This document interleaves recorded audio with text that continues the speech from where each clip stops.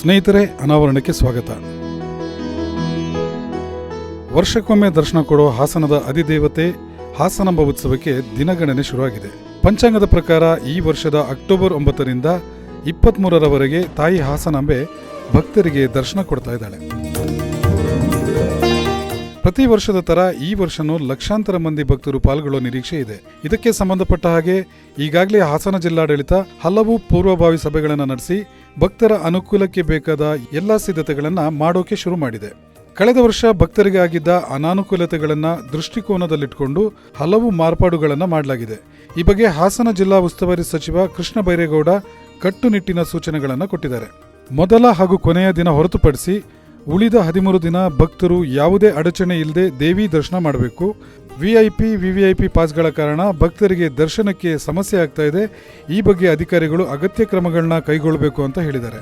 ಹಾಗಾಗಿ ಹಾಸನಾಂಬೆ ದರ್ಶನಕ್ಕೆ ಈ ಬಾರಿ ವಿವಿಐಪಿ ಪಾಸ್ಗಳು ಇಲ್ಲ. ಇದರ ಬದಲಿಗೆ ಪ್ರಮುಖರಿಗೆ ಮಾತ್ರ ಗೋಲ್ಡ್ ಪಾಸ್ ಕೊಡಲು ನಿರ್ಧಾರ ಕೈಗೊಂಡಿದ್ದಾರೆ. ಗೋಲ್ಡ್ ಕಾರ್ಡ್ ತಗೊಂಡವರಿಗೆ ಬೆಳಿಗ್ಗೆ 5 ಗಂಟೆಯಿಂದ 11 ಗಂಟೆಯವರೆಗೆ ಮಾತ್ರ ದರ್ಶನಕ್ಕೆ ಅವಕಾಶ ಕಲ್ಪಿಸಲಾಗುತ್ತೆ. ಕೊನೆಯ 5 ದಿನ ಯಾವುದೇ ಶಿಷ್ಟಾಚಾರ ಇರಲ್ಲ. ಈ ಸಾರಿ ಉತ್ಸವಕ್ಕೆ ಸಿಎಂ, ಡಿಸಿಎಂ ಹಾಗೂ ಮುಖ್ಯ ನ್ಯಾಯಮೂರ್ತಿಗಳಿಗೂ ಆಹ್ವಾನ ನೀಡಲಾಗಿದೆ. ಉತ್ಸವದಲ್ಲಿ ಇವರು ಮಾತ್ರ ಶಿಷ್ಟಾಚಾರದ ವಾಹನಗಳನ್ನು ಬಳಸಬಹುದು. ಉಳಿದವರು ಹಾಸನದ ಪ್ರವಾಸಿ ಮಂದಿರದಲ್ಲಿ ತಮ್ಮ ವಾಹನ ನಿಲ್ಲಿಸಿ ಜಿಲ್ಲಾಡಳಿತ ಆಯೋಜಿಸಿರುವ ವಾಹನದಲ್ಲಿ ಬಂದು ದೇವಿ ದರ್ಶನ ಪಡೆಯುವ ವ್ಯವಸ್ಥೆ ಮಾಡಿದ್ದಾರೆ. ಕಳೆದ ಎಲ್ಲಾ ಸಾಲುಗಳಿಗಿಂತಲೂ ಈ ವರ್ಷ ಸಾಮಾನ್ಯ ಭಕ್ತರು ದೇವಿಯ ದರ್ಶನ ಮಾಡೋದು ಸುಲಭ ಅನ್ನಿಸ್ತಾ ಇದೆ. ಹಾಗಾಗಿ ಇನ್ಯಾಕೆ ತಡ, ದರ್ಶನಕ್ಕೆ ನೀವು ಕೂಡ ಸಿದ್ಧತೆ ಮಾಡಿಕೊಳ್ಳಿ.